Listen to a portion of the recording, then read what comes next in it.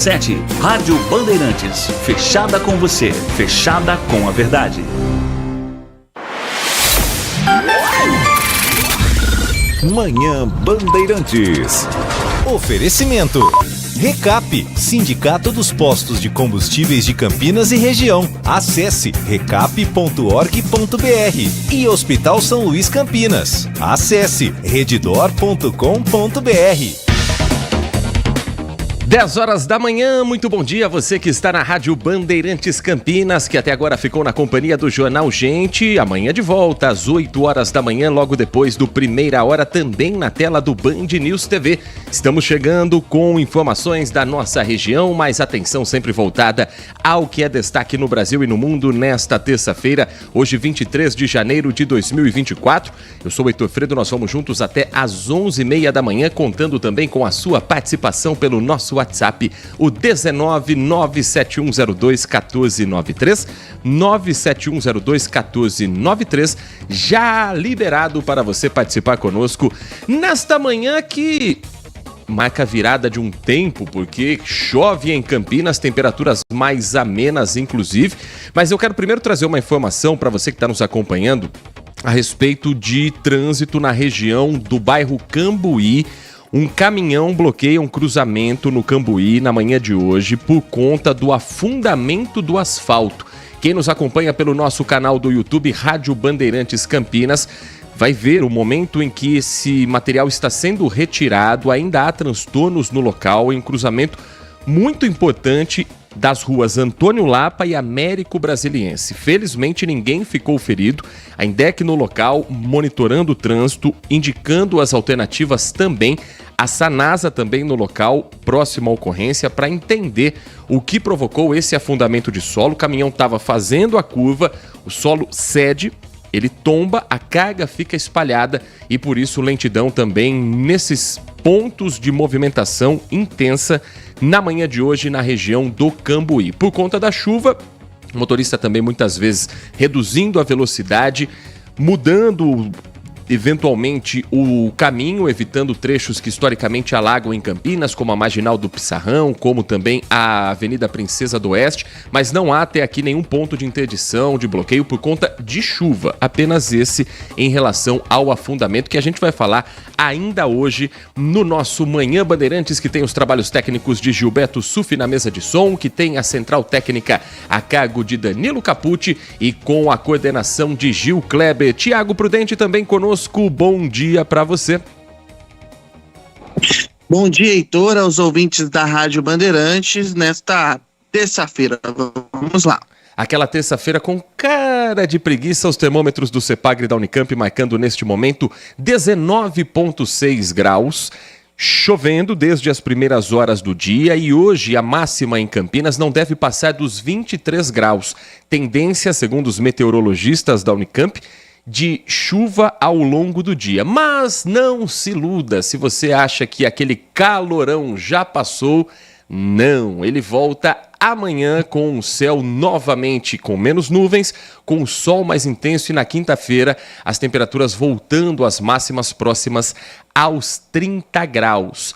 E nessa época do ano, nesse período de verão, a gente fala muito sobre o risco de exposição ao sol, de evitar fazer exercício físico em local, em horário que tenha uma exposição muito forte às altas temperaturas, a hidratação sempre necessária, mas há um outro cuidado que a gente precisa ter também nesse período de forte exposição ao sol, o cuidado com os olhos.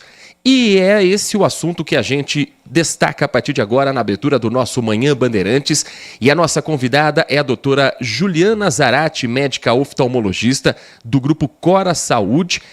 Uma entrevista que nós marcamos sem imaginar que hoje estaria uma chuva intensa aqui em Campinas. Mas o verão tá longe de acabar, viu, doutora Juliana? Tem muito cuidado pra gente fazer ainda, pra gente ter com os nossos olhos daqui pra frente, porque a exposição ao sol também exige essa atenção, né, doutora? Muito bom dia para você. Bom dia, Heitor. Prazer falar aqui sobre um tema tão relevante, igual você falou no início, né? A gente fala muito sobre hidratação, cuidado com a pele, e muitas vezes a saúde ocular é um pouco esquecida. Então, trazer informações importantes para os ouvintes.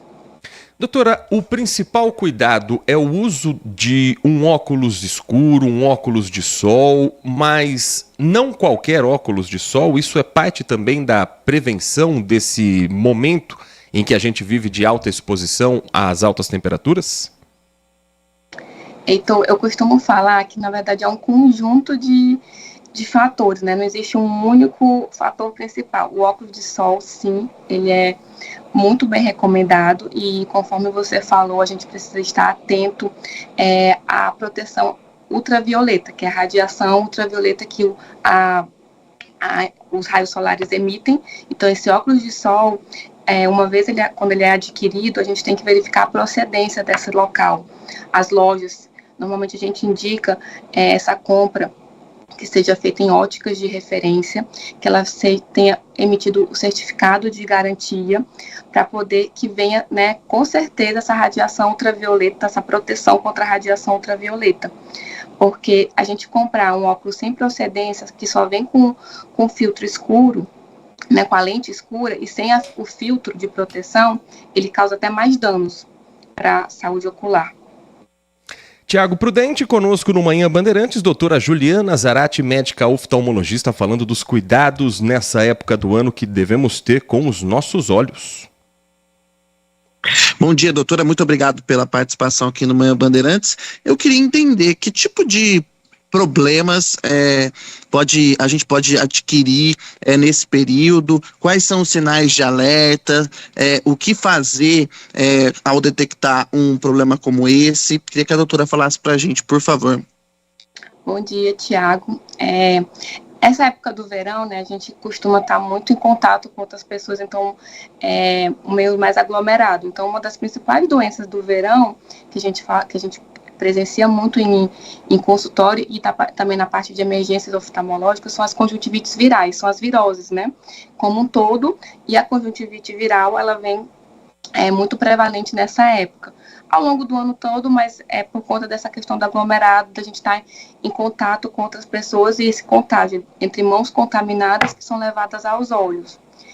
E outras doenças que elas também acometem pela questão da radiação ultravioleta, que a gente falou da questão solar, a emissão é o pterígio, que é o famoso carne crescida, que é aquela carne crescida que fica na parte anterior do olho e vai para a menina dos olhos, que é a pupila, que é comumente conhecida como carne crescida. E essa doença, o pterígio ou carne crescida, ela tem um impacto direto na visão.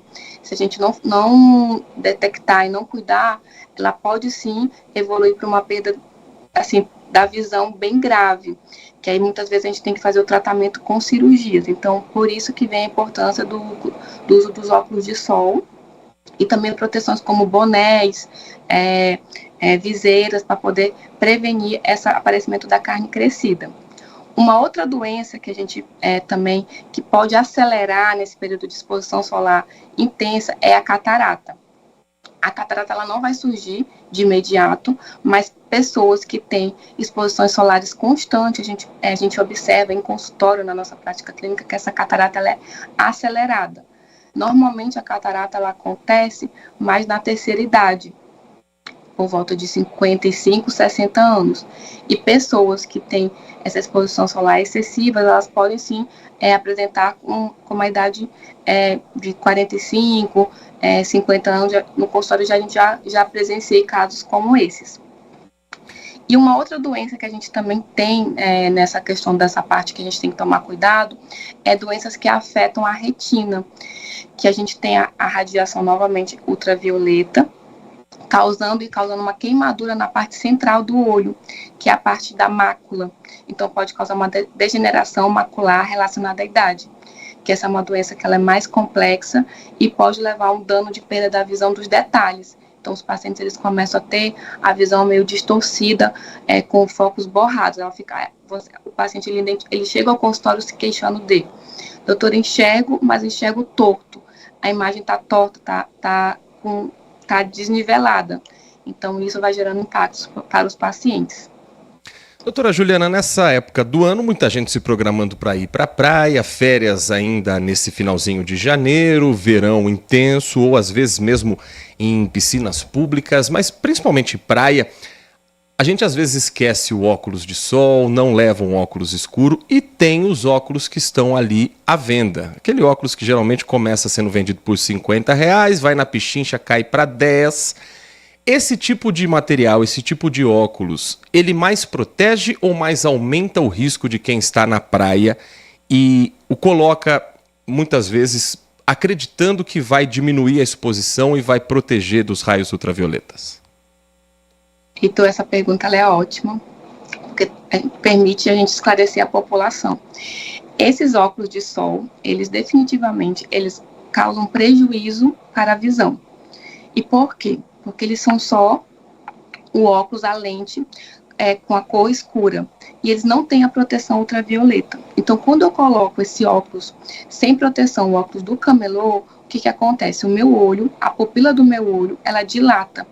Permite com que a radiação ultravioleta entre com mais facilidade e vai atingir a parte central do olho, conforme eu falei, que é a parte da retina, e causando danos, podendo causar essas queimaduras, retinianas, danos mais severos, também acelerando a parte da catarata, né, o envelhecimento do cristalino.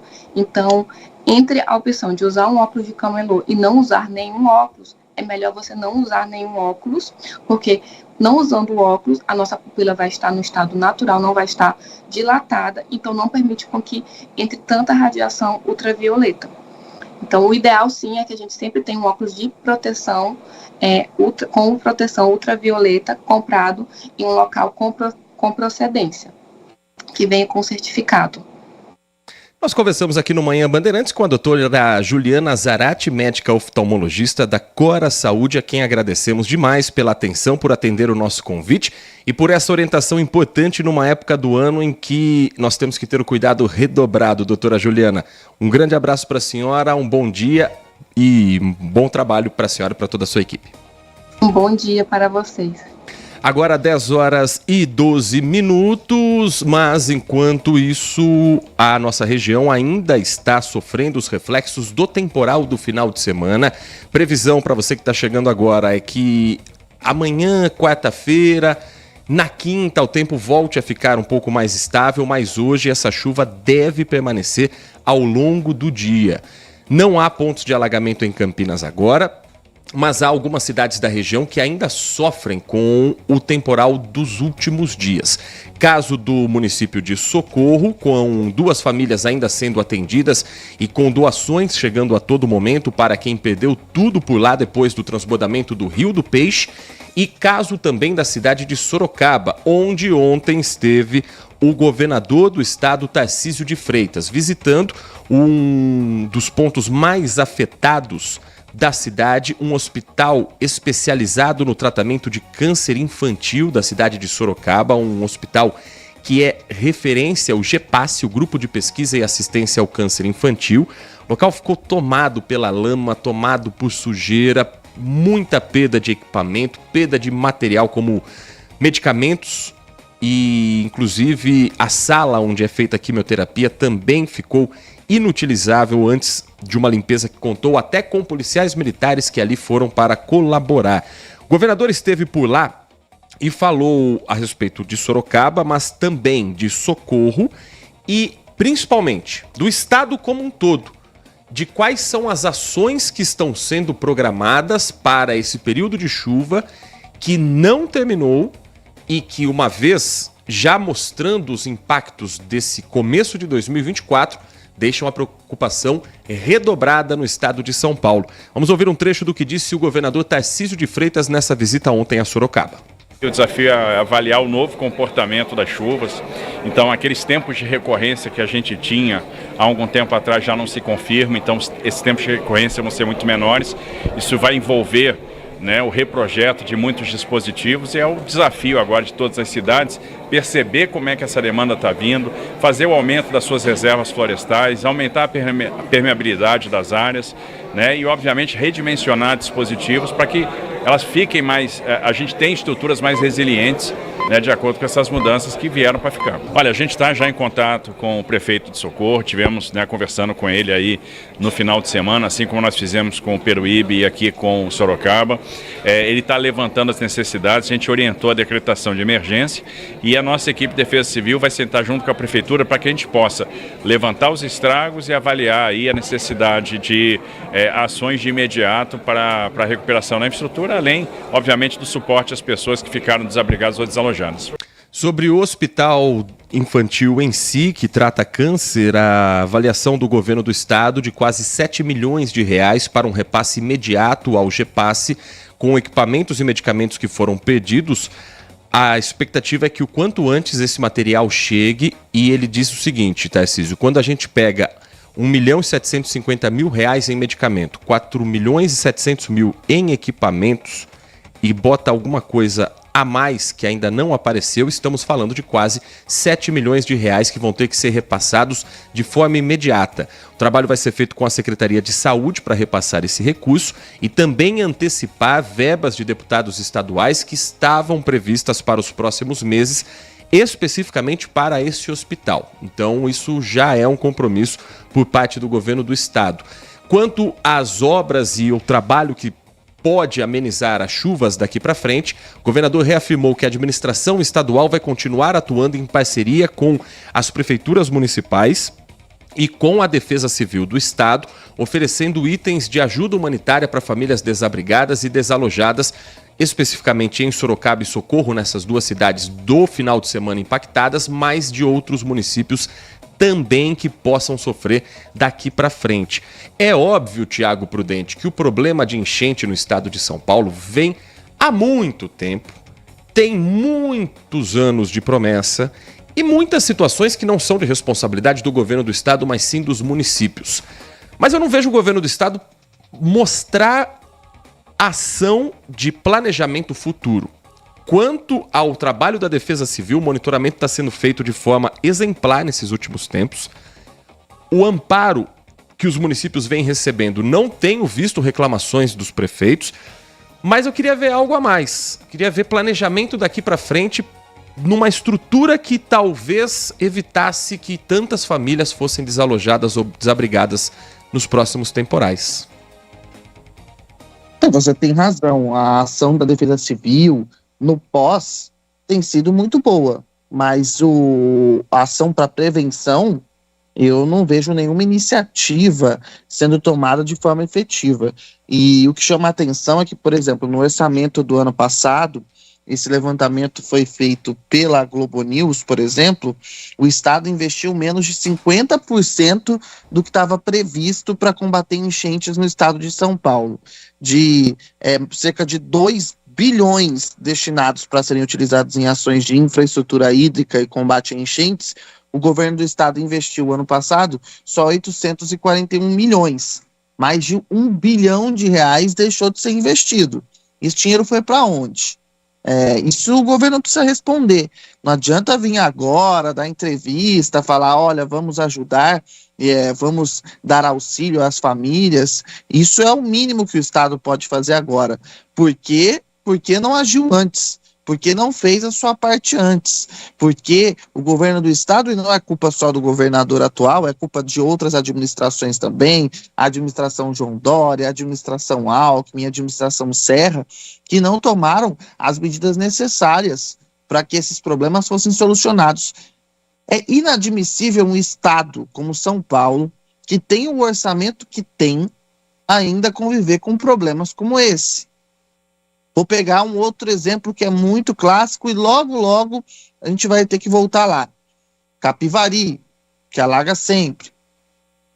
E esses pontos são crônicos no estado. A gente teve Sorocaba, que foi um caso extremo, um evento extremo, mas um evento que é detectável, que é possível fazer uma avaliação de risco. Então é preciso planejamento, é preciso entender que nós estamos em um outro momento. E é o que eu falei, a culpa não é só do governador Tarcísio de Freitas, mas ele é o governador atual. E o ano passado deixou de investir mais de R$ 1 bilhão em combate às enchentes. Então o governador também tem culpa. Esse dinheiro está indo para onde? Por que a gente não está investindo em infraestrutura das cidades? Os prefeitos também têm culpa. Por que não estão investindo na infraestrutura das cidades? É preciso pensar, porque não dá para ficar reagindo o tempo todo. Não dá para ficar o tempo todo só sendo reativo e não ter planejamento para solucionar problemas crônicos das cidades que nós vivemos. E, Heitor, eu duvido que qualquer morador de qualquer cidade do estado de São Paulo não saiba quais são os pontos críticos, quais são os pontos que alagam nas cidades. Porque não são pontos que começaram a alagar ontem.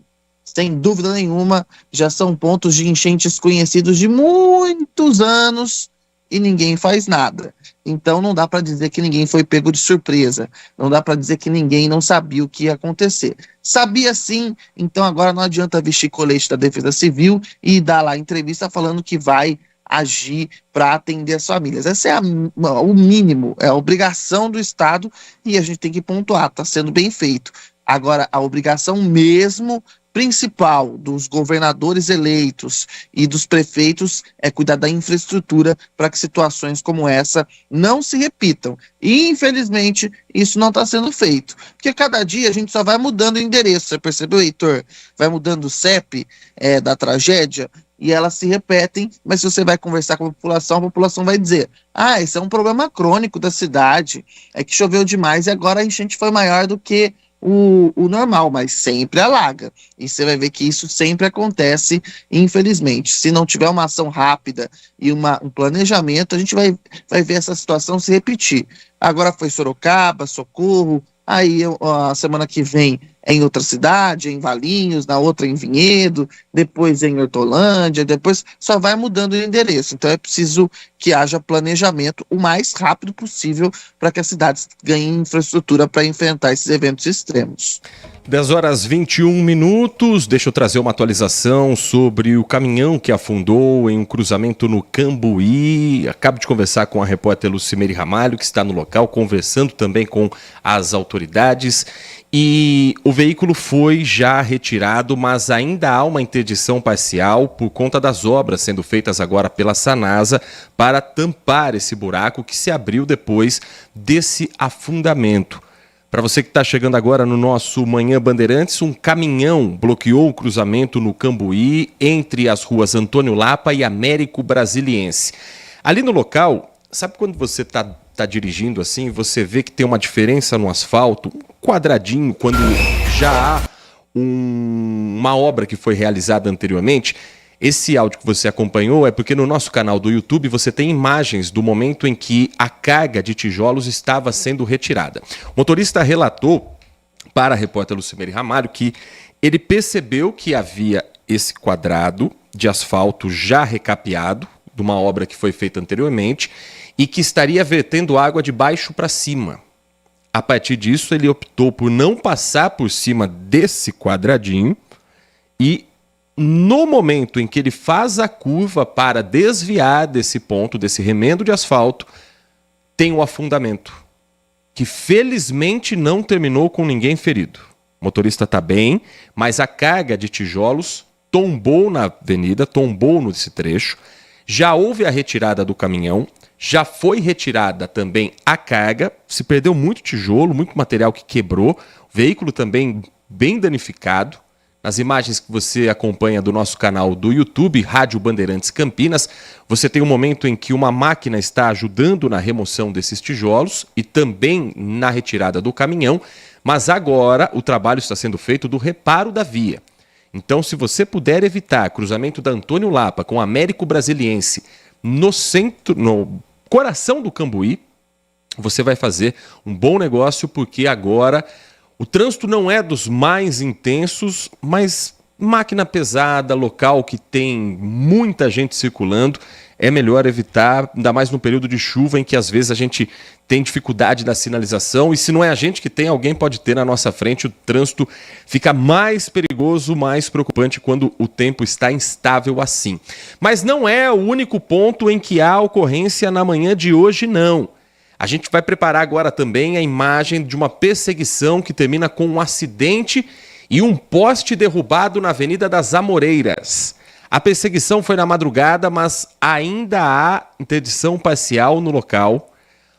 Um homem derrubou um poste com carro roubado. Então, depois da perseguição que aconteceu no domingo, que terminou com um acidente na estação em construção do BRT do bairro Vida Nova, agora é em um poste das Amoreiras. O suspeito foi encaminhado ao hospital Mário Gatti. Não estava sozinho, dentro do veículo também tinha um outro homem, que no momento do acidente também ficou ferido. E, segundo a INDEC, os dois sentidos da Avenida das Amoreiras ficaram interditados por conta do poste que acabou tombando de um lado para o outro da via e houve também a queda parcial da energia naquela região. E que região exatamente da Amoreiras? Altura da senadora Antônio Lacerda Franco. Então, muitos moradores do bairro Vila Rica só estão tendo agora o restabelecimento da energia elétrica, comércios que logo cedo não puderam abrir, mas, segundo a CPFL, a energia está voltando aos poucos. Um outro poste também corre o risco de cair, porque os fios acabaram sendo puxados. A situação lá para os moradores do bairro Vila Rica é preocupante, porque muita gente diz que, olha, tem equipe da CPFL aqui, mas estão dizendo que está voltando aos poucos, mas tem muita casa que ainda está sem energia elétrica. Então tem alguns desvios sendo realizados ali neste momento pela INDEC. Fique atento, fique atenta à sinalização. E a ocorrência foi a seguinte: motorista de aplicativo fez uma corrida de Hortolândia até o bairro São Bernardo, em Campinas, e no final da corrida, 3 criminosos pediram o carro dele. Ele conseguiu fugir, levaram o carro embora, conseguiu fugir, deixaram ele lá, largaram ele lá, e o veículo foi embora. Eles chegaram num outro carro, tinha um comparsa que estava ali num outro carro, então fugiram nesse segundo veículo. A outra parte da quadrilha, provavelmente um com certeza, mas é possível que mais gente também. Teve essa perseguição por parte da Polícia Militar e no desfecho da ocorrência, o carro roubado acerta um poste em cheio. Então ainda tem pelo menos mais um suspeito que está foragido. Os 2 encaminhados ao hospital estão sob custódia da polícia. Assim que receberem alta, vão ser presos em flagrante pelo roubo ou pela receptação, dependendo do entendimento do delegado que vai receber essa ocorrência. Mas os transtornos continuam e claro que a gente vai atualizando ao longo da nossa programação, ainda hoje com o Jean Spaduzano também conosco aqui no nosso Manhã Bandeirantes. São 10h27, nós vamos para um rápido intervalo e na volta tem informações também direto de Brasília. O orçamento 2024 foi aprovado com vetos do presidente Lula e o Congresso nos bastidores já está reagindo. Esses vetos devem cair. Que vetos são esses? A gente conta e repercute na sequência do nosso Manhã Bandeirantes. Manhã Bandeirantes é prestação de serviço. Manhã Bandeirantes. O Hospital São Luís Campinas está de portas abertas para atender você e sua família. Nosso propósito é oferecer um atendimento completo e de qualidade para os moradores de Campinas e região. Contamos com um centro cirúrgico de ponta com sala para cirurgia robótica, ambulatório com mais de 50 especialidades, exames de imagem, pronto-socorro adulto e infantil e maternidade. Atendemos diversos planos de saúde. Consulte o seu. Hospital São Luís Campinas. Feito para você. Consumidor, muitas vezes, a qualidade do combustível que você coloca no tanque do seu veículo pode ser tão diferente quanto o preço que você paga por ele. Por isso, procure abastecer em postos de sua confiança e exija sempre o cupom fiscal. É seu direito e a sua garantia. Recap, Sindicato dos Postos de Combustíveis de Campinas e Região. Acesse recap.org.br. No ar, Campinas em ação. Que tal aproveitar as férias para se refrescar e praticar esportes? Piscinas em praças esportivas são opção para espantar o calor em Campinas. Atualmente são 10 em operação, localizadas em Souzas, Vila Joaquim Inácio, Jardim Nova Europa, Taquaral, Vila 31 de Março, Vila Padre Anchieta, Parque Industrial, Dique 6, Vila Formosa e Novo Cambuí. As piscinas públicas de Campinas funcionam de quarta-feira a domingo, sempre das 8h30 às 11h30 da manhã e das 2 às 4h45 da tarde. Para ter livre acesso às dependências, o morador precisa tirar a carteirinha, bastando comparecer na própria praça de esportes com 2 fotos 3x4 recentes, RG, CNH ou certidão de nascimento, além de comprovante de endereço. Mais informações pelo telefone 3756-4001. Prefeitura de Campinas. Agora, notícias da hora com as notícias locais, nacionais e internacionais, direto da redação da Rádio Bandeirantes. A Secretaria de Saúde de Campinas divulgou nesta segunda-feira um novo boletim semanal sobre a dengue com 12 áreas em alerta para a doença, em virtude do alto potencial de transmissão. Os bairros foram selecionados de acordo com os casos confirmados ou suspeitos nos últimos 7 dias, e o objetivo é mobilizar a população para mais cuidados. O comunicado Alerta Dengue é o 49º emitido pela Prefeitura, desde que a ferramenta foi implementada como estratégia de enfrentamento às arboviroses. E nesta edição, os bairros com atenção são Nova Campinas, Jardim Nilópolis, Bonfim, Jardim Chapadão, Conjunto Habitacional Padre Anchieta, Jardim Pauliceia, Jardim Lisa, Parque Industrial e Parque Jambeiro, Jardim Santa Lúcia, Dique 4 e Parque Vista Alegre. O Departamento de Vigilância em Saúde destacou que bairros indicados em boletins anteriores, assim como demais regiões de Campinas, precisam intensificar medidas preventivas, sobretudo o combate aos criadouros do Aedes aegypti, o vetor da doença. A divulgação do boletim semanal ocorre em meio ao alerta da pasta para um possível aumento expressivo do número de casos da doença a partir deste mês. Desde 1º de janeiro foram contabilizados 466 moradores infectados. De Campinas, Kevin Veloso. Você ouviu Notícias da Hora, aqui na Rádio Bandeirantes. São Luís Campinas, o maior e mais completo hospital da rede DOR na região, agora com novos convênios. Olá galera, eu sou o João Silva e tenho um encontro marcado com você no meu programa, todo sábado à noite, na Band TV. É isso aí, no programa do João é assim, muita alegria e energia, com quadros especiais, atrações musicais e entrevistas com celebridades de todo o Brasil. Tá procurando diversão? Então vem com a gente no programa do João. Todo sábado, 8h30 da noite, na Band TV. No Facebook, você encontra a Rádio Bandeirantes Campinas digitando @RB Campinas 857. Segue a gente lá. Manhã Bandeirantes.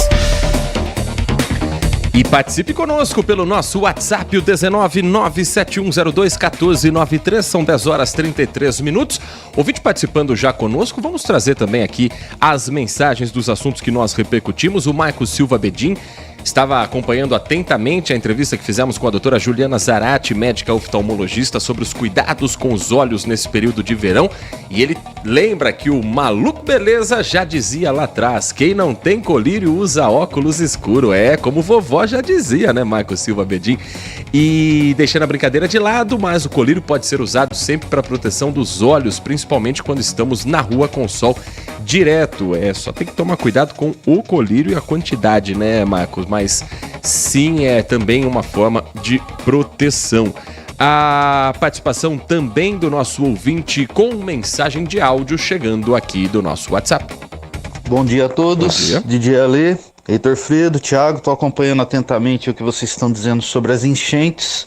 Assino embaixo do que o Thiago Prudente está falando e vou ampliar um pouquinho mais. Eu acredito que é culpa sim do governo estadual, também de governo federal, não só o de agora, como governos anteriores, há mais de 20 anos, certo? Porque só o Estado não tem dinheiro, precisa da ajuda do governo federal e precisa de um estudo. Mas o maior problema é o seguinte, não sei se vocês vão concordar comigo, Thiago e Heitor. Quando você faz qualquer projeto de viabilidade ou qualquer projeto para enchente, acontece o que está acontecendo em Campinas agora. É uma tremenda burocracia até esse dinheiro ser liberado. Eu falo em âmbito aí agora de piscinões que estão sendo feitos aí, que não vão resolver o problema de uma maneira geral. Pode até amenizar, mas resolver não vai. Todo mundo sabe. Então, não adianta fazer uma coisa para inglês ver, como o ditado popular diz. Nós temos que ter projetos em âmbitos federal, estadual e municipal para conseguir resolver esses problemas e desburocratizar a coisa, para andar mais rápido, esse dinheiro sair, essas obras saírem para poder atender a população de uma maneira geral de quem mais sofre com as enchentes. Essa é a minha opinião. Grande abraço a todos, DJ Ale. Lembrando que Campinas está ainda no período de recebimento das propostas para a abertura dos envelopes no final do mês. 30 de janeiro é a data que a Prefeitura estabeleceu para o limite do recebimento das propostas e no próprio dia 30 de janeiro a abertura dos envelopes da licitação para a elaboração dos projetos de obras de piscinões, auxiliando assim no futuro os planos de controle das enchentes na região central da cidade. Até o dia 30, as empresas vão mostrando se tem a capacidade para fazer essas obras, que são 2 piscinões na Princesa do Oeste e um piscinão na Orozimbo Maia. O primeiro piscinão será na Praça Paranapanema, próximo ao campo de treinamento ao CT do Guarani, e outros na Avenida Norte Sul, na praça que fica no cruzamento com a Avenida Engenheiro Carlos Stevenson, e um outro na Avenida Orozimbo Maia, na praça próxima ao Mercadão. Depois dessa etapa, aí vão ser realizadas mais 5 obras na segunda fase. Aí tem um reservatório na Orozimbo Maia, um reservatório na Norte Sul, uma terceira obra de remodelação do piscinão que já existe na Norte Sul e que vai servir para os 2 córregos. E ainda obra de alargamento na calha da Norte Sul e no alargamento de 3 pontes da Orozimbo Maia. São obras de fato de grande impacto, mas ao que tudo indica, o dinheiro já está reservado para pelo menos essas obras, porque já está na fase de aguardar os interessados em participar da licitação. E que sejam obras que, uma vez liberado todo o processo burocrático, comecem assim que terminar essa fase de chuva, porque também não dá para começar uma obra com chove para, chove para, chove para. Então eu imagino que lá, terminando o verão, abril, já tem que começar a obra para o verão seguinte, a partir da fase de chuva do fim de 2024, essas obras já estejam prontas, né, Thiago?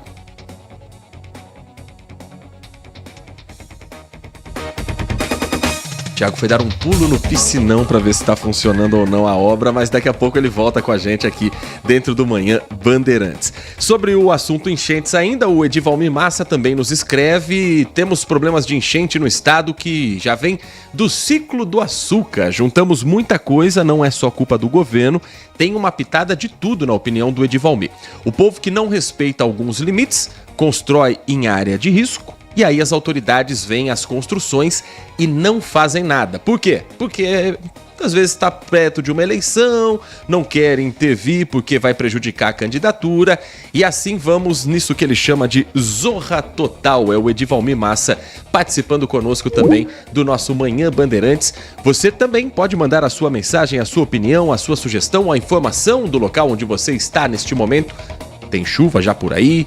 Tem problemas de estrutura que não foram solucionados? Conta pra gente, 97102-1493. Às 10h38, vamos girar... O Thiago Prudente já está de volta? Já de volta do mergulho no piscinão, Thiago? Tá tudo certo por aí? Acho que agora tá me ouvindo, né? Agora sim. Acho que o piscinão da internet aí deu algum problema. Mas não foi aqui não dessa vez, hein? Aqui tá normal, hein? Foi aí agora dessa vez, hein? A chuva em Campinas, Tá chovendo muito por aqui hoje. Aqui não tá chovendo, não. Agora lembrei daquele meme, né? Tá chovendo aí? Olha as bobagens que a gente fica lembrando no ar, né? Mas aqui não tá chovendo, tá nublado, mas na capital, pelo menos onde eu estou, não está chovendo neste momento. Chove crítica para cima do presidente Lula depois do veto de alguns trechos específicos da lei do orçamento de 2024. Críticas que vêm principalmente dos parlamentares, porque o veto é justamente na emenda que destina a verba a partir da indicação dos deputados e senadores. O Alex Guzmão está chegando, ele conversou inclusive com o Luiz Carlos Mota, que é relator do orçamento, e você vai acompanhar também um trecho da fala do líder no Senado, Randolfo Rodrigues. A repercussão do que foi exatamente o veto é o que você confere no nosso Manhã Bandeirantes. A lei do orçamento de 2024 foi sancionada pelo presidente Lula com ajustes. Os vetos foram feitos a uma parte dos recursos destinados ao pagamento de emendas parlamentares, indicadas por comissões do Congresso Nacional. O texto original previa 16 bilhões de reais. Com o corte de cerca de 5 bilhões, ficaram 11 bilhões. A alegação do governo é que os cálculos do orçamento foram feitos com base numa arrecadação maior.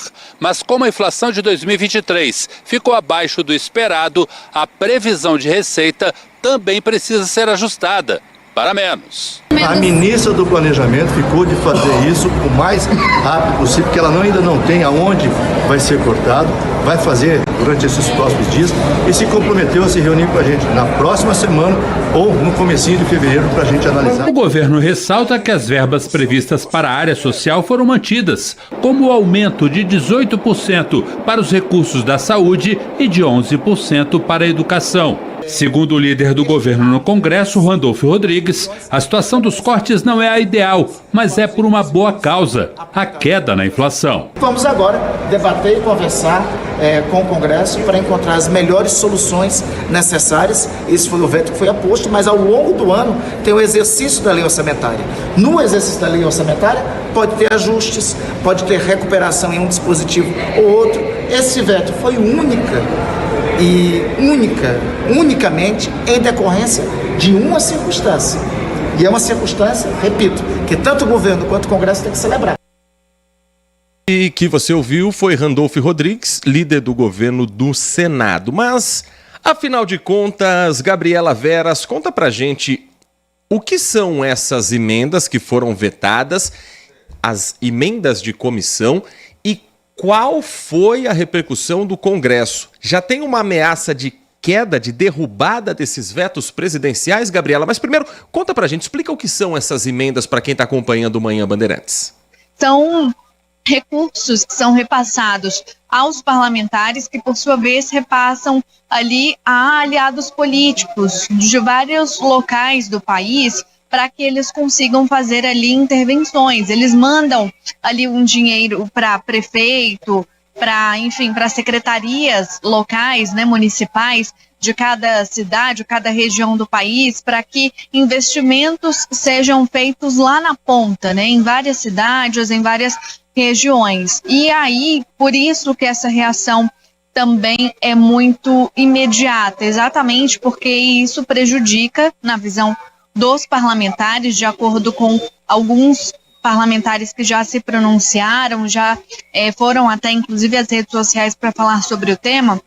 Isso prejudica a imagem, né, do próprio parlamentar. Eles que destinam emendas para obras, para áreas de saúde, educação, saneamento básico, disseram que vão ficar prejudicados exatamente porque não vão conseguir repassar quanto estavam prevendo inicialmente para esses estados, para esses municípios, para essas cidades. E a partir de agora, eles falaram o seguinte, ou o governo federal, né, a equipe econômica do governo Lula, dá uma alternativa para a gente, ou a gente vai derrubar esse veto presidencial, o que não é novidade. A gente já noticiou aqui diversas vezes, diversas derrubadas de vetos presidenciais que aconteceram ali no Congresso Nacional. Vale a gente voltar um pouquinho no tempo, relembrar do caso da desoneração da folha de pagamento, que foi exatamente assim. O presidente Lula vetou a prorrogação da desoneração e lá no Congresso Nacional eles derrubaram o veto presidencial, fazendo valer, portanto, essa prorrogação da desoneração da folha de pagamento, que pode, de fato, acontecer também com essas emendas parlamentares, essas emendas destinadas aí aos parlamentares para que eles enviem para suas cidades de origem, para os seus municípios, né? Então, a expectativa é que novas conversas, negociações, muita costura seja feita no bastidor para evitar que o Congresso Nacional derrube esse veto. Mas caso isso não aconteça, esse é o caminho certo já escolhido pelos parlamentares. Muito obrigado, Gabriela Veras. E o presidente Lula deu uma entrevista agora há pouco ao portal Metrópolis. Foi questionado sobre esse veto e ele disse que ele precisava fazer isso, justificou o veto no orçamento, porque retomou a relação democrática com o Congresso. Nas palavras de Lula, o ex-presidente, se referindo a Bolsonaro, não tinha a governança deste país. Quem governava era o Congresso Nacional. Quem indicava a agência era o Senado. Ou seja, ele não tinha sequer a capacidade de discutir o orçamento, porque não queria ou porque não fazia parte da lógica dele. O que ele queria é que os deputados fizessem o que quisessem, que o Congresso tivesse autonomia e fizesse o papel também do Executivo, traduzindo, resumindo as palavras do presidente Lula em uma entrevista agora há pouco ao portal Metrópolis. É um sinal claro de que a relação entre Executivo e Legislativo, ela tem um braço de ferro acontecendo em Brasília, com o Congresso pressionando o presidente Lula em muitas pautas econômicas e com o governo federal devolvendo essa pressão para os congressistas no sentido de que, ok, vocês querem derrubar a desoneração da folha? Cortem o dinheiro, então, do fundo eleitoral. Vocês querem esse orçamento mantendo o déficit zero? Então abram mão das emendas parlamentares. É um jogo em que os dois lados estão querendo trucar, viu, Thiago Prudente? E parece que ninguém tá blefando na história, não. Eu acho que não tem blefe de nenhum dos lados, mas eu coloco que isso é efeito, esse comportamento do Congresso ainda do último governo. Por quê? Porque Bolsonaro, quando tinha essa relação com o Congresso, ele abriu mão de fazer essa queda de braço com o Congresso. E a gente viveu uma espécie de semipresidencialismo. E aqui, independentemente de quem está nos ouvindo, se você é bolsonarista, se você é petista, não importa. Isso é um fato. Se a gente pegar o orçamento executado, principalmente nos últimos 2 anos, a gente percebe que o Executivo abriu praticamente mão de fazer o orçamento e o Congresso ganhou muita força, principalmente com Arthur Lira. O que aconteceu quando o Bolsonaro sai? Lula não tem esse perfil. E aí a queda de braço começou. Uma queda de braço que vem desde o início do ano passado. Foram vários projetos de queda de braço, o governo venceu algumas, perdeu algumas também com a derrubada de vetos, mas eu acho que o alerta que fica diante dessa situação é que os deputados, os senadores, querem fazer um tipo de semipresidencialismo. E esse não é o modelo que foi implantado no nosso país. Esse não é o modelo que nós escolhemos, que a população escolheu quando fez a votação pelo modelo que seria implantado. E sim, o Executivo tem um controle maior por parte do orçamento. O orçamento vai para o Congresso Nacional, é discutido no Congresso, os deputados podem fazer emendas, têm direito a essas emendas? Tem. Só que eles não podem controlar o orçamento todo.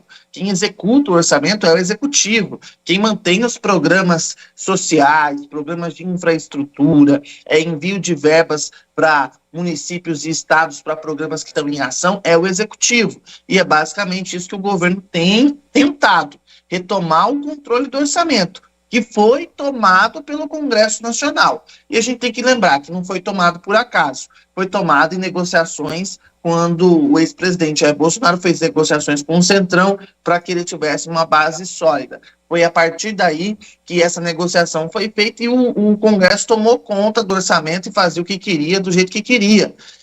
Não que o Centrão não faça parte do governo Lula, agora como faz parte. Só que essa relação tem sofrido esses abalos porque essa relação tem sido diferente. E essa fala do presidente Lula agora deixa isso muito claro, que ele vê uma outra relação com o Congresso Nacional. Então a gente pode esperar aí várias quedas de braço daqui para frente. Lembrando que tem eleição depois para presidente do Senado e presidente da Câmara, que deve ser outra queda de braço entre os atuais presidentes e o Palácio do Planalto.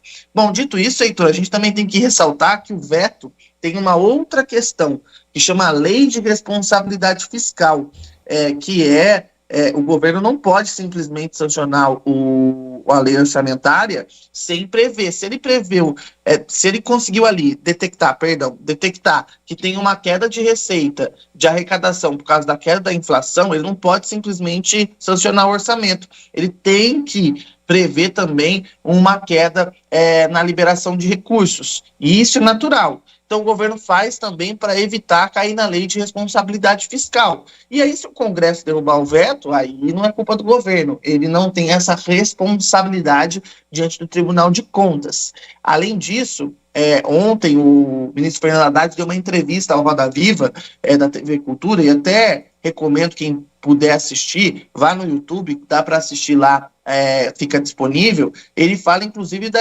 MP, da reoneração, da desoneração da folha que foi editada no fim do ano. Ele explica que ele não tinha opção, que ele precisava editar aquela MP, que só entra em vigor em abril. Por quê, Heitor? Por causa da lei de responsabilidade fiscal.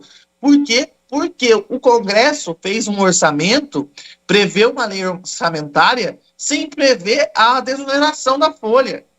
E se o governo não fizesse nada, o governo ia cair na lei de responsabilidade fiscal. Ou seja, o Congresso aprovou a desoneração da folha, mas não colocou no orçamento que ele mesmo fez. E isso ia colocar o governo na lei de responsabilidade fiscal. Por isso o governo precisou editar aquela medida provisória. Então são termos técnicos que a gente deixa passar, mas que são importantes. São leis que foram construídas para criar uma estabilidade fiscal. E aí é o ponto central.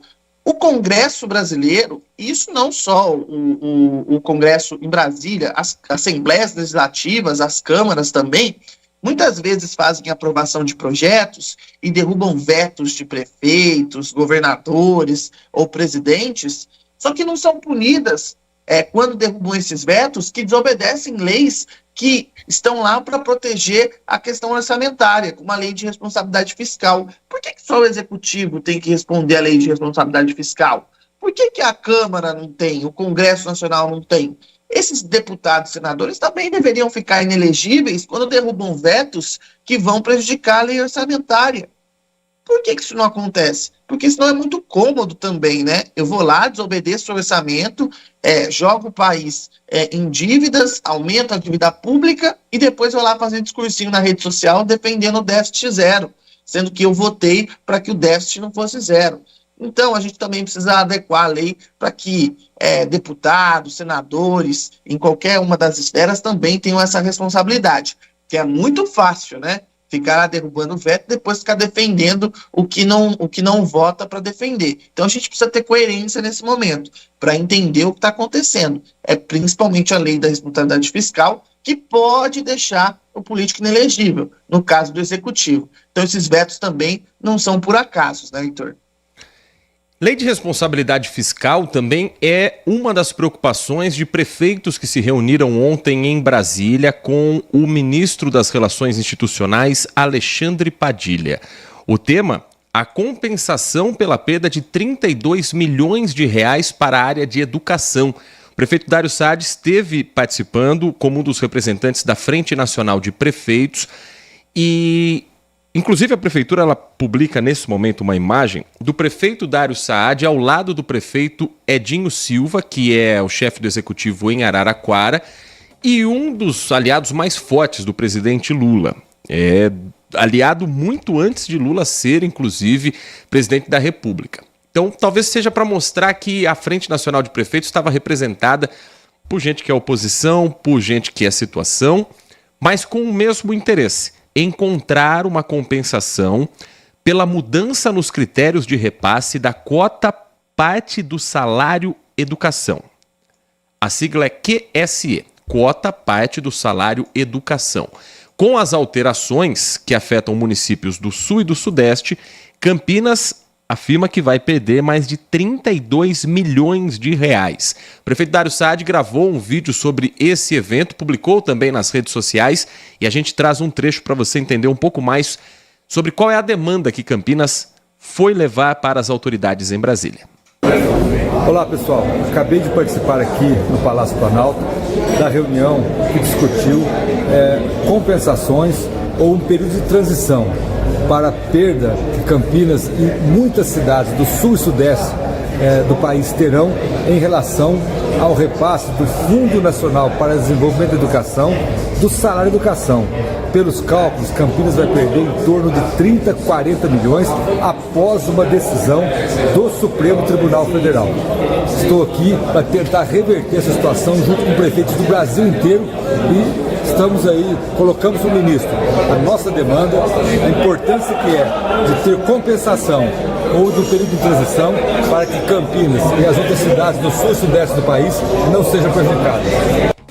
Esse o prefeito Dário Saad. Na capital federal, as mudanças que estão sendo muito criticadas nesses critérios de repasse foram determinadas pelo Supremo Tribunal Federal em junho de 2022. As cidades impactadas só tiveram acesso à estimativa de quanto vai ser reduzido no fim do ano passado, 2023, depois da conclusão dos projetos de lei orçamentária anual. Em Campinas, esse valor previsto na lei orçamentária para o repasse para a cidade era de 61,4 milhões. 61 milhões e 400 mil reais. Com a mudança, Campinas vai receber 27 milhões e 500 mil reais. A Secretaria de Educação de Campinas está estudando como será feito o remanejamento das verbas, porque a redução impacta, segundo a Prefeitura, na alimentação escolar, então na compra de merenda e na compra de uniformes. São dois pontos muito sensíveis.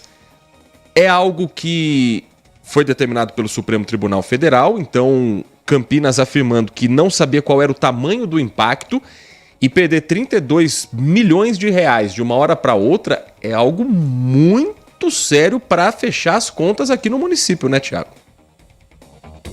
Exatamente. E tem um detalhe que aí fica aqui para os ouvintes refletirem. A gente estava falando das emendas dos deputados, que foi vetado aí cerca de 5 bilhões.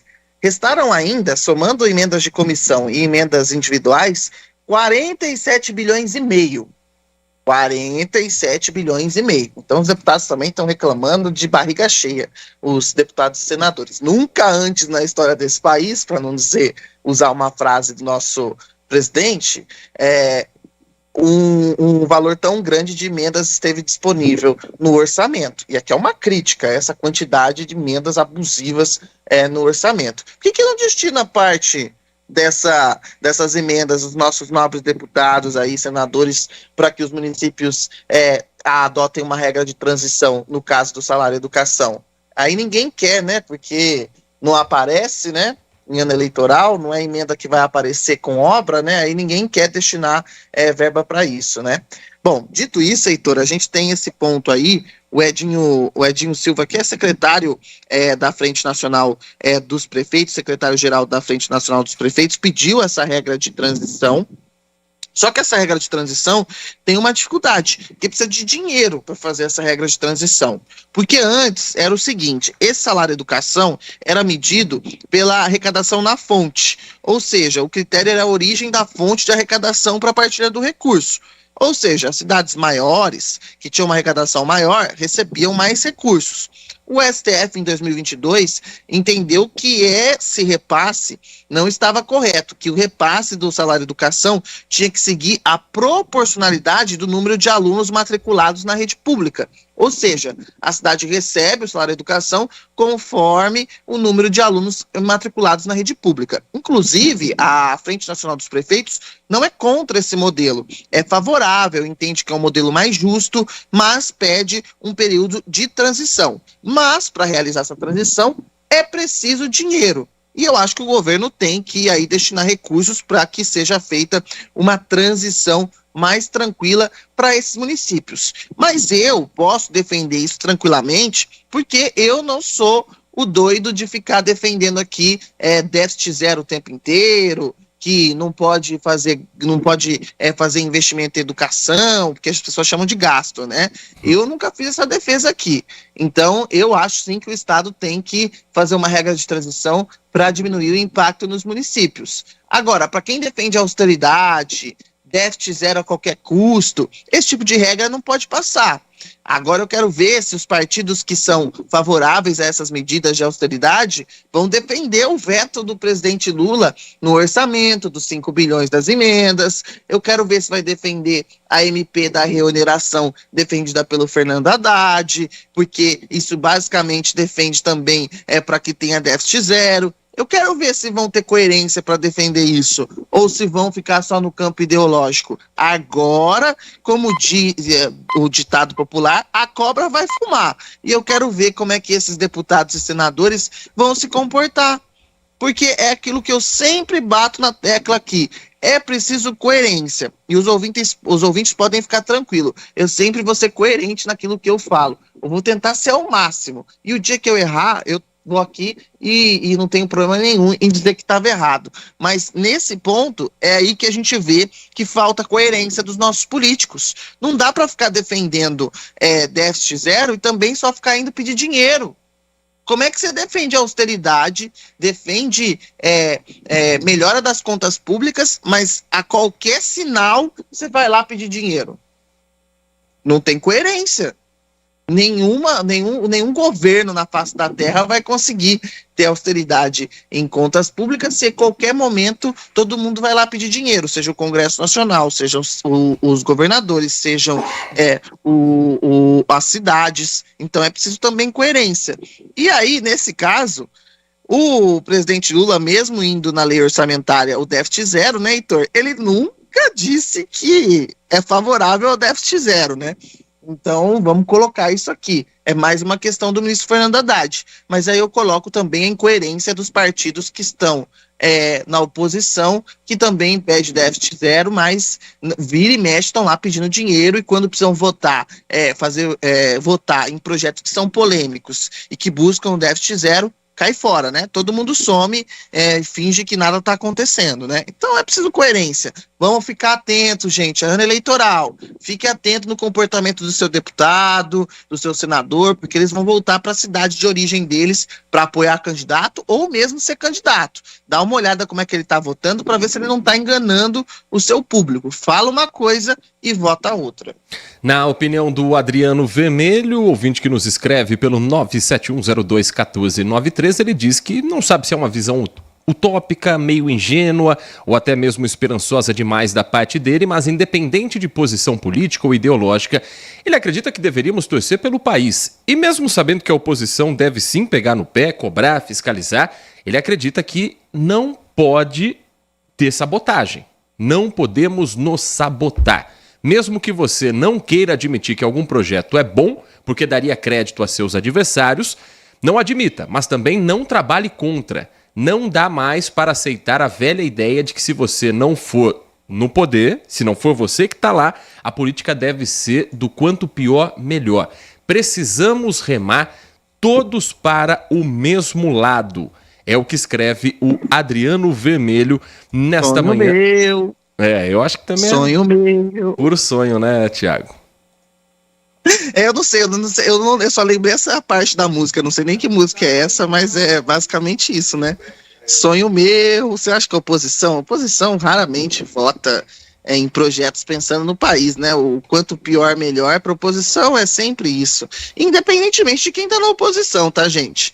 É muito raro, às vezes, que a oposição vota junto com o governo pensando num projeto para o país, a não ser que tenha uma pressão popular muito grande. É só pegar as votações no Congresso, seja a oposição de esquerda, a oposição de direita, é sempre assim, né, Heitor? Infelizmente, os projetos de interesse do Brasil muitas vezes ficam de lado, né? Sonho Meu é um clássico da Dona Ivone Lara, que ficou imortalizado na voz da Maria Bethânia, mas um dia eu vou ter que te levar pro samba, viu, Thiago Prudente? Você já tá com um pezinho no samba, já tá ali jogando um sonho meu aqui na nossa conversa, já é um bom sinal, hein? Qualquer dia você vai desfilar comigo numa escola de samba também.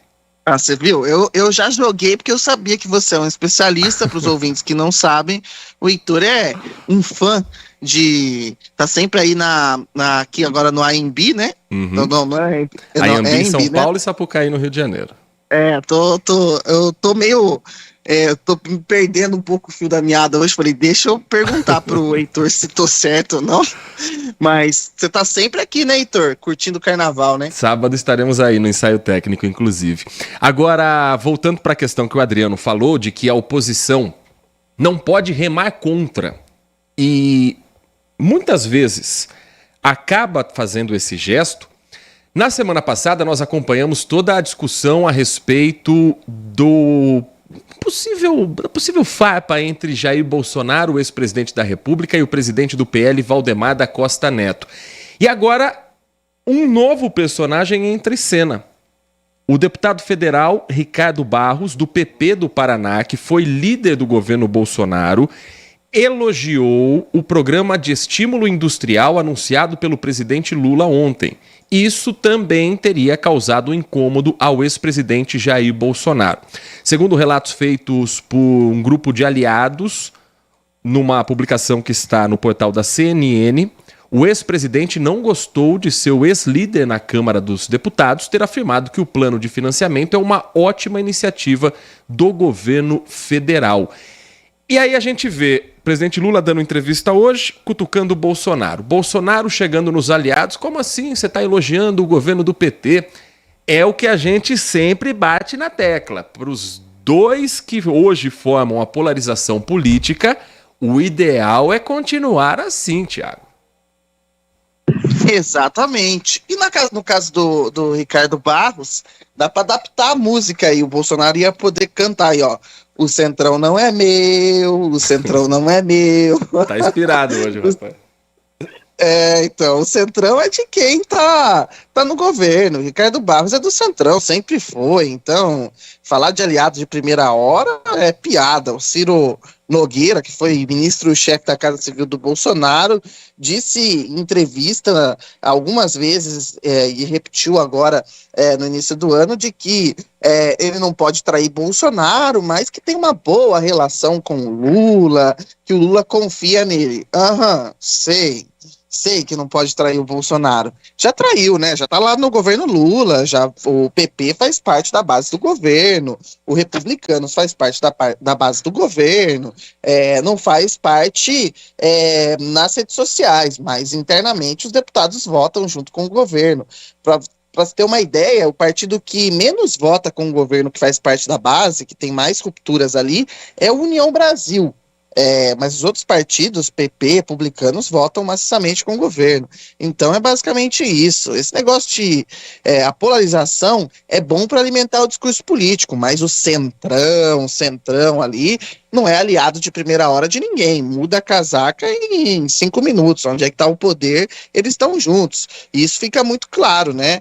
E também esse elogio não é por acaso, né, Heitor? É ano eleitoral. Ricardo Barros está atrás de dinheiro do Planalto, liberado dinheiro das emendas dele para ir para a reduta eleitoral. Nenhum deputado dá ponto sem nó, não. Acredita nisso aí que é sonho meu, vou ficar com essa música aqui. Mas é claro que ele está de olho em emendas, por isso está elogiando o plano de investimentos aí que o governo anunciou para a indústria de 300 bilhões de reais. Depois da sinalização de, olha, vai cortar a fonte das emendas parlamentares. Aí tem os parlamentares que vão chiar e tem os que vão lá, mas não, presidente, o senhor tá bonito hoje, o senhor fez a barba. Por quê? Porque a emenda vale mais do que eventualmente ser taxado como alguém que rompeu com um grupo que o elegeu, porque ele foi eleito dentro do grupo bolsonarista. Ricardo Barros foi um dos líderes do governo Bolsonaro. Mas eles se resolvem daqui a pouco. Isso daí é questão que não dura muito tempo também, não. O Wagner Marcondes diz, verba para isso, emenda para aquilo, beijar a mão de um, de outro, mas é incrível que quando se trata de recursos para a população, é um verdadeiro pato de um porco-espinho. Essa aqui é boa. Enquanto isso, esses mesmos políticos apoiam um fundo eleitoral milionário que cada um deles mete a mão sem ter que dar satisfação a ninguém. É o nosso Brasil. é mesmo um país de todos. Ele faz aqui referência ao slogan que já foi do governo federal na época do Lula no primeiro mandato. Pena que alguns são mais todos do que outros, é o que escreve o Wagner Marcondes. São 11h09, daqui a pouco eu vou gerar mais opinião também do ouvinte, mas antes vamos para um rápido intervalo e na volta, atualização sobre os casos de Campinas, um acidente na Avenida das Amoreiras durante uma perseguição policial que interrompe o fornecimento de energia para boa parte da Vila Rica, um afundamento num trecho de cruzamento importante no bairro Cambuí, com um caminhão que tombou no local, já foi retirado, mas ainda há reflexos. E também outros destaques das últimas horas nas ocorrências policiais e outros assuntos que você confere aqui às 11h09 no Manhã Bandeirantes. Você está ouvindo Manhã Bandeirantes. Oferecimento. Recap, Sindicato dos Postos de Combustíveis de Campinas e Região. Acesse recap.org.br. E Hospital São Luís Campinas. Acesse redidor.com.br. O Hospital São Luís Campinas está de portas abertas para atender você e sua família. Nosso propósito é oferecer um atendimento completo e de qualidade para os moradores de Campinas e região. Contamos com um centro cirúrgico de ponta com sala para cirurgia robótica, ambulatório com mais de 50 especialidades, exames de imagem, pronto-socorro adulto e infantil e maternidade. Atendemos diversos planos de saúde. Consulte o seu. Hospital São Luís Campinas. Feito para você.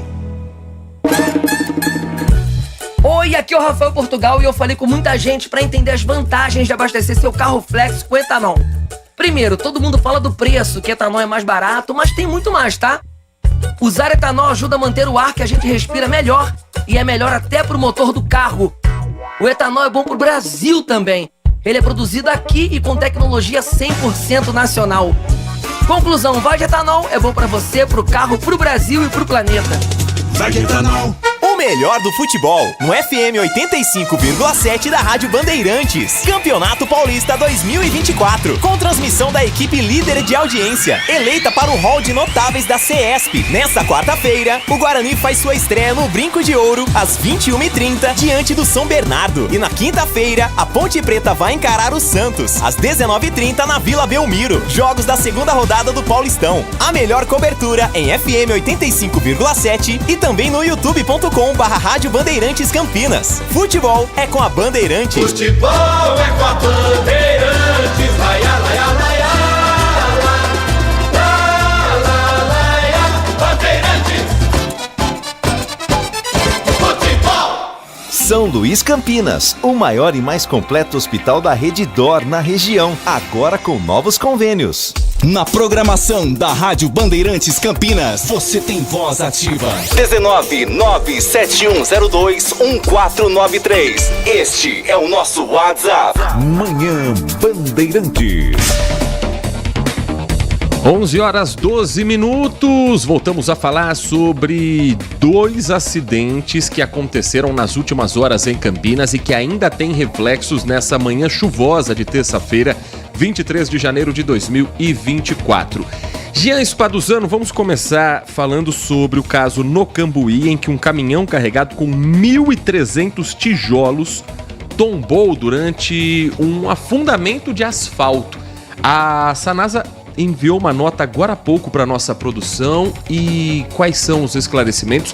Ainda preliminares, porque o trabalho está sendo realizado no local ainda. Bom dia para você, Jean. Exatamente. Bom dia, Heitor. Bom dia ao Thiago, aos ouvintes da Rádio Bandeirantes. O acidente que foi logo na manhã de hoje, né? E que manhã de terça-feira aqui em Campinas, né, Heitor? Muitos acidentes, enfim. Esse envolvendo esse caminhão carregado com tijolos, acidente que aconteceu ali entre as ruas Antônio Lapa e Américo Brasiliense no Cambuí.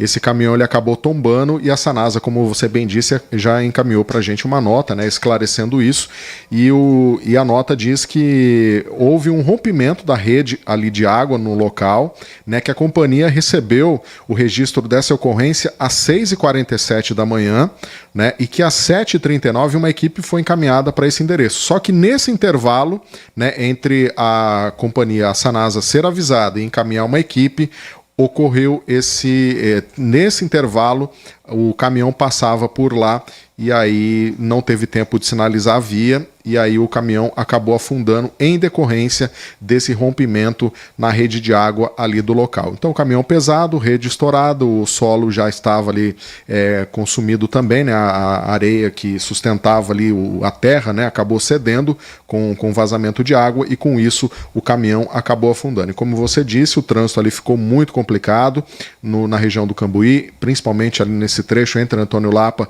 e Américo Brasiliense.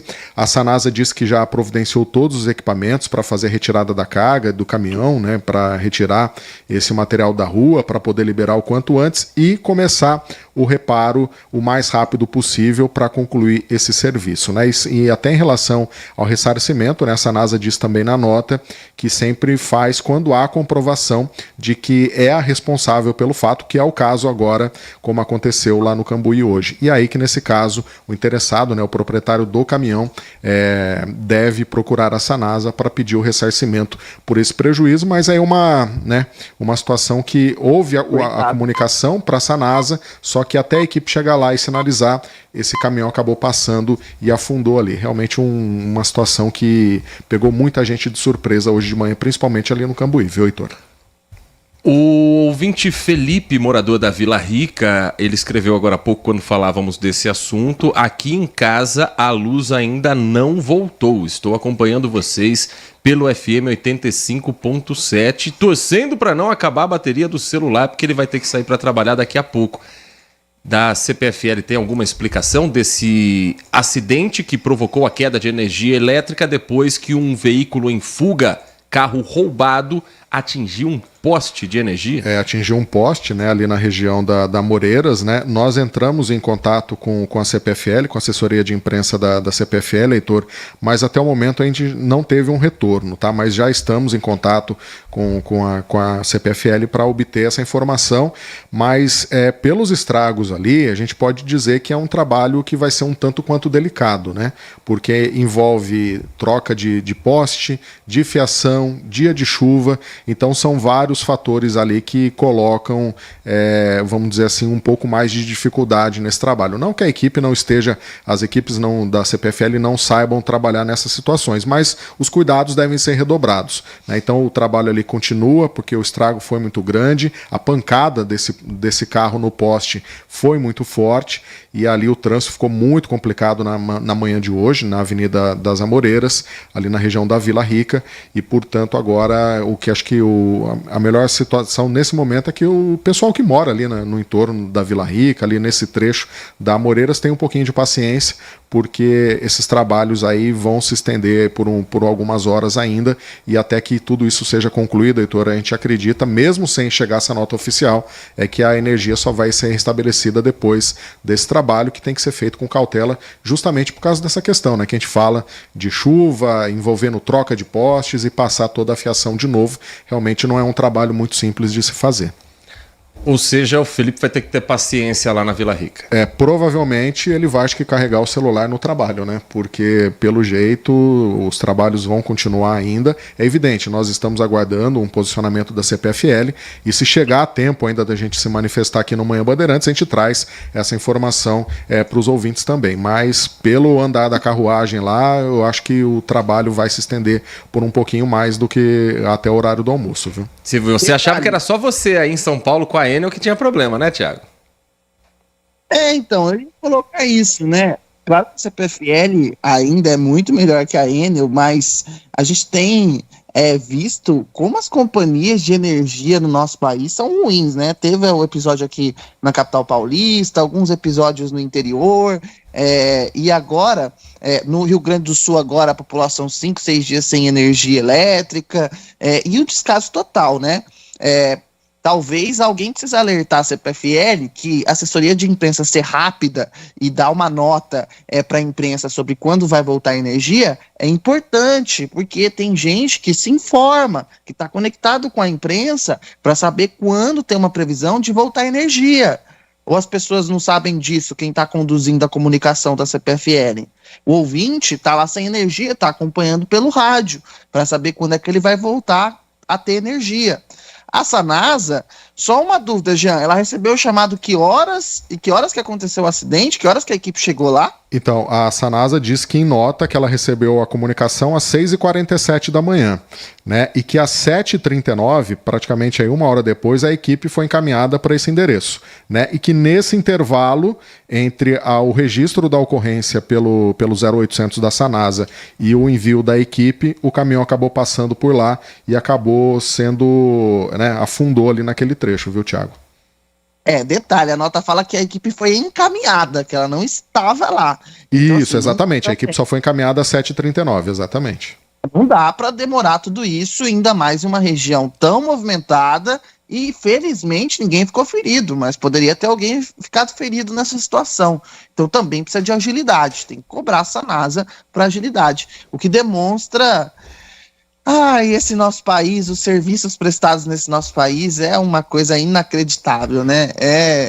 Eu não sei nem como expressar a precariedade dos serviços que são prestados no nosso país, sejam eles pelas companhias de energia elétrica, em casos como esse da Sanasa aí, que devia ter agido muito mais rápido, e não tem justificativa, não tem argumento, vai querer se explicar aí, mas não tem argumento para ter demorado tanto, mas eu não sei, a gente fica refém dessas empresas, eu não sei se vocês têm esse sentimento também, e às vezes um refém que não tem nem informação do que está acontecendo, né?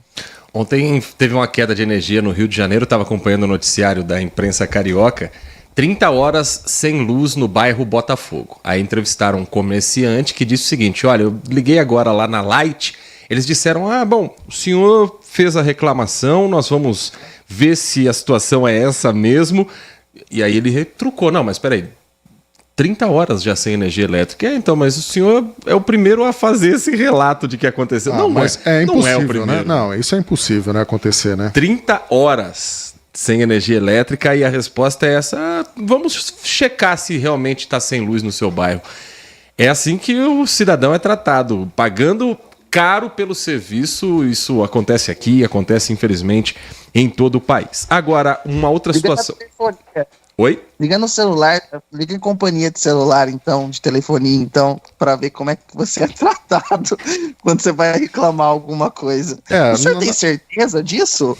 A gente não tá detectando nenhum problema. Mas se for para oferecer um novo pacote de internet, aí eles atendem rapidinho. E habilita na hora ainda. Essa que é a vantagem, né? Desde que você vá fazer um pacote mais caro do que o que você tem hoje. Claro, evidente. Porque se for para reduzir, Thiago, aí é a musiquinha.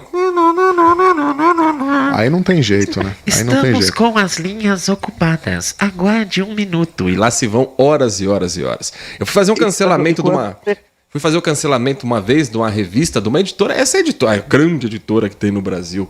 Revista de esportes. Você já imagina o que aconteceu. Eu fiquei 2h30 pendurado. Isso porque eu já estava tentando há alguns meses. Mas falei, não, dessa vez eu estava de férias, né? Dessa vez eu vou até o fim. 2h30 para cancelar uma assinatura. Você foi herói. E você sabe que a lei determina que eles têm um tempo para atender, né, a ligação, né? Mas você sabe que eles burlam a lei porque a lei fala que tem que atender a ligação, mas não diz resolver o problema. Você tá e não é atendimento humano, né? Um atendimento robotizado já é um atendimento, né? E aí vão te enrolando nas opções no menu, né? E aí você fica aguardando. Morrer. E quando você tem que falar assim no atendimento automático? Diga em poucas palavras o que você quer. Aí você fala assim, você tá ligando pro banco, por exemplo, cartão de crédito. Aí o atendimento eletrônico, empréstimo pessoal. Você confirma essa informação? Tem a inteligência artificial e tem a burrice artificial também, né? Também. Mas é a vida, né? Mas aí que tá, né? Se os nossos nobres deputados, senadores tivessem debruçado esses problemas do dia a dia, em criar regulação e punir as empresas que fazem esse tipo de situação, e isso sim eles estariam resolvendo a vida da população, né? Mas eles estão interessados em outros assuntos, né? Que são muito importantes, que mudam a vida da população todos os dias, mudam o bolso deles, né? Porque a vida da população mesmo. 11h23. Campinas registrou nas últimas horas, Jean Spaduzano, um triste caso de um jovem que foi baleado durante um assalto. Ele saía para jogar futebol com os amigos, foi abordado por criminosos armados E levou um tiro no rosto. Levou um tiro no rosto, um jovem de 20 anos, né? Isso porque ele tentou também evitar o roubo ali da moto, né? Ali no Jardim Capivari. Isso na noite de ontem, né, Heitor? Como você disse, ele chegava ali numa quadra para bater aquela bolinha de segunda, né? Curtir com os amigos ali e acabou sendo abordado por 2 pessoas, né? E aí ele tentou reagir e aí um dos suspeitos acabou atirando contra o jovem e esse tiro, né? Um dos tiros acabou atingindo o rosto desse jovem de 20 anos. Os 2 indivíduos, né, que o abordaram acabaram fugindo, cada um em uma motocicleta, né? E aí essa vítima foi encaminhada ao Hospital Mário Gatti, né? E a polícia agora investigando esse caso. Mais uma tentativa aí de roubo, né, aqui em Campinas, essa questão da insegurança muito séria e principalmente essas abordagens que acontecem e, enfim, né, a sensação de segurança só vai aumentando entre a população. Mais um fato triste que aconteceu aí na noite de ontem aqui em Campinas, lá na região do Jardim Capivari. Esses e outros assuntos você confere na tela do Acontece a partir de 13h. Apresentação de Júlia Zampieri. Terminando os donos da bola, meio-dia tem Carlos Batista com os donos da bola e tem rodada de Paulistão nesse meio de semana, hein, com transmissão, claro, aqui da Rádio Bandeirantes Campinas. Aí, terminando o noticiário esportivo, vem o Acontece 13h, a Júlia Zampieri apresenta, o Jean Spaduzano na equipe de produção e coordenação. Um grande giro na hora do almoço para você ficar por dentro de tudo que está acontecendo na nossa região metropolitana, né, Jean? Exatamente, né? A partir da 13h, as informações ali que são mais importantes até aquele momento, e aí a gente faz o convite para que todo mundo acompanhe na tela da Band a partir da 13h o Acontece. Jean Spaduzano, que amanhã estará aqui como titular do Manhã Bandeirantes. Ou você achava que só o senhor tinha compromissos em outros veículos do Grupo Bandeirantes de Comunicação? Amanhã é o pai, viu, Thiago? Amanhã você tá com outros compromissos aqui na casa? Amanhã teremos um outro compromisso aqui, a gravação de um Band Cidade especial, e Jean Spaduzano estará aqui a partir das 10 da manhã com o Thiago Prudente, levando informação e prestação de serviço. Exatamente isso. Ô Jean, você torce pra que time? Essa é a pergunta importante para você fazer o programa amanhã. Vocês se enfrentaram domingo. Vamos dizer que isso daí pode ter resumido. Digamos que assim, na noite de ontem encontramos o novo Camisa 9. Ai, meu Deus do céu. Nem vou comentar nada. Vamos seguir o programa. Tá quase no fim já, não tá, Heitor? Tá quase terminando. Tá, né, gente? Mas a amizade continua, né, Thiago? Apesar disso, dessas diferenças, né? Um palmeirense, um corintiano, Deus do céu, pelo amor de Deus. Mas é assim que vai, as coisas vão fluindo. Vão fluindo? Vão. Só ganhou o jogo lá, que tinha um Romero, achou um gol lá no meio do nada. Eu nem vou comentar, porque o Guarani muda o ano, mas o time se comporta da mesma maneira, só mudou o ano. Deus do céu. Não, mas o Corinthians é a mesma coisa. Começou o ano do mesmo jeito que terminou o ano passado. Não joga nada, acha um gol e vai assim sofrendo, não cria nada. E pelo jeito a atuada vai ser nesse ritmo aí também esse ano. Não tenho boas perspectivas não, viu? Vamos ver. Quero queimar a língua daqui a pouco, mas pelo que eu tenho visto aí, acho que não vai ser tão cedo não que a gente vai ver uma melhora em relação à equipe jogando, não. E o palmeirense do seu lado aí? Não, eu tô só ouvindo as cornetadas. Não, ele tá super feliz, né? Contrato do técnico renovado até 2025, enfim, ele tá feliz da vida aqui. Empatou com o Novo Horizontino, né? Não é um resultado sensacional, né? Mas sabe que depois vai estar na final, né? Ou na semifinal, pelo menos. Quanto a isso, ele tá tranquilo. Terminou a sessão corneta de geral? Eu terminei, da minha parte eu terminei aqui, tá tranquilo. Mas eu acho que vocês têm razão em alguns pontos, inclusive que o palmeirense não tem muito o que reclamar. Não tem muito o que reclamar, estão mal acostumados, na verdade, os palmeirenses, já há um bom tempo, né? Mas o noticiário esportivo tá só começando, porque a partir de agora é Carlos Henrique quem comanda a programação aqui com o Nossa Área. O Manhã Bandeirantes volta amanhã a partir das 8, às 10, depois do Jornal Gente, que começa às 8. Se quiser já entrar mais cedo às 8, a gente toca o barco também, tá, Thiago? Você tá doido, né? Porque eu trabalho até meia-noite, 1h, acordar 8 horas da manhã, não dá, né? Aí você judia do menino. Não dá, né? Vamos 10 horas, tá de bom tamanho. Um grande abraço, Thiago. Até amanhã. Abraço, até amanhã. Até amanhã, e com o Thiago. Jean espatuzando, nosso corintiano. Isso. Até amanhã, Jean. Até amanhã. E você continua com a melhor programação da nossa região a partir de agora. É o Nossa Área repercutindo a final da Copa São Paulo entre Corinthians e Cruzeiro, os duelos de meio de semana para a Ponte Preta e para o Guarani na segunda rodada do Paulistão. Um grande abraço para você e uma ótima terça-feira a todos.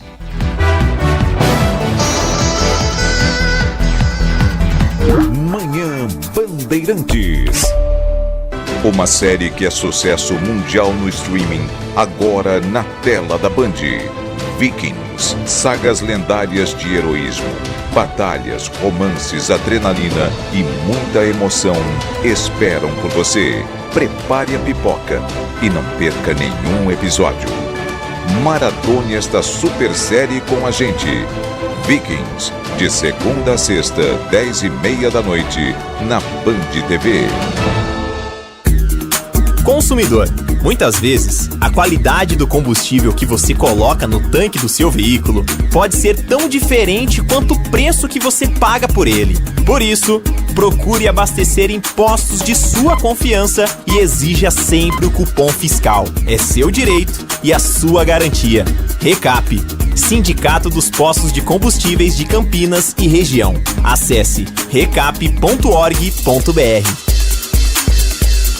São Luís Campinas, o maior e mais completo hospital da Rede D'Or na região, agora com novos convênios. Rádio Bandeirantes, FM 85,7. O melhor do futebol com a melhor equipe esportiva do interior. Líder de audiência. Rádio eleita para o hall de notáveis da ACESP. Narração com emoção. Comentários com credibilidade. Um show de reportagens. E toda a vibração da torcida. Apoio. Rocha Autopeças. Vai viajar? Faça a revisão preventiva. Novos frangos crocantes da Seara. 100% frango, suculento, irresistível e muito crocante. Encontre Seara no Iga Atacado. Aroma das Ervas. Especiarias e temperos requintados. Acesse aromadeservas.com.br. Nova Light. Luminárias LED brasileiras nos padrões do esporte. Prontos para a partida? Vem ver o jogo. Viva a intensidade Nova Light. Paraflu, a marca número 1 entre os mecânicos do Brasil. Manhã Bandeirantes. Oferecimento. Recap, Sindicato dos Postos de Combustíveis de Campinas e Região. Acesse recap.org.br. E Hospital São Luís Campinas. Acesse redidor.com.br. Siga a Rádio Bandeirantes Campinas também no Facebook. Uma página completa com conteúdo sobre tudo que acontece na nossa